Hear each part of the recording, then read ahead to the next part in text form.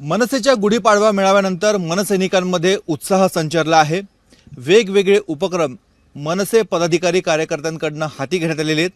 आज मुंबईमध्ये प्रमुख पदाधिकाऱ्यांची बैठक होत असली तरी नाशिकमध्ये देखील बैठकांचा जोर वाढलेला आहे आणि मनसेने आंदोलनाचं आणि वेगवेगळ्या उपक्रमांचं आपलं एक वेळापत्रक जाहीर केले। मनसेचे प्रदेश सरचिटणीस दिनकर पाटील आपल्या सोबत आहेत।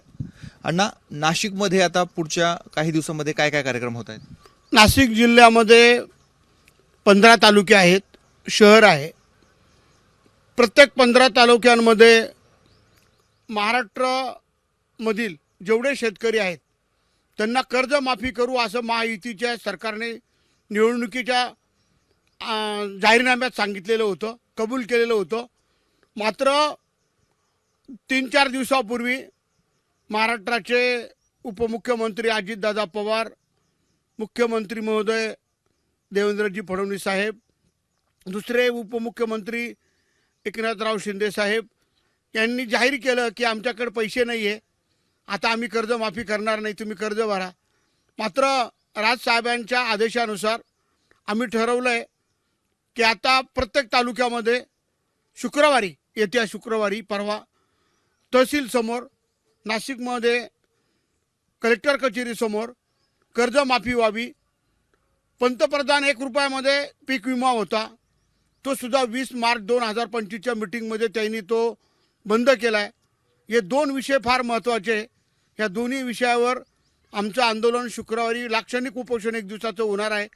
त्यानंतर नॅशनलाइज ज्या बँका आहेत सगळ्या बँकांमध्ये आम्ही जाणार आहोत आणि त्या ठिकाणी त्यांना सांगणार आहे मराठी भाषेतच तुम्ही बोललं पाहिजे, मराठी भाषेतच उपयोग झाला पाहिजे। ह्या अशा आम्ही आता सर्व बँकांमध्ये टप्प्याटप्प्याने जाणार आहोत, जिल्ह्यामध्ये जाणार आहोत, जिल्ह्यातील कार्यकर्ते सर्व मनसैनिक जाणार आहे।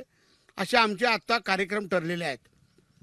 एकच दिवसाचं उपोषण करणार ते फक्त नाशिक पुरतच मर्यादित आहे की राज्यभर करणार आहेत? आणि 1 दिवसाच्या उपोषणानंतर पुढे काय? प्रत्येक जिल्ह्यांमध्ये प्रत्येक जो कार्यकर्ते आहे ते सगळे करणार आहेत राजसाहेबांनी सांगितल्याप्रमाणे।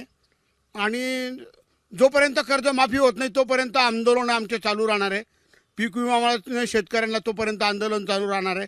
सरकारला आमची विनंती आहे की तुम्ही कर्जमाफी करा शेतकऱ्यांची आणि 1 रुपयामध्ये जो पीक विमा होता तो चालू करावा, ही आमची सरकारला विनंती आहे।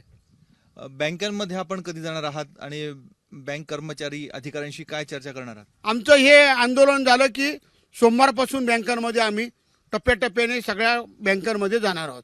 जर ऐकलं नाही तर मग खळखटाक।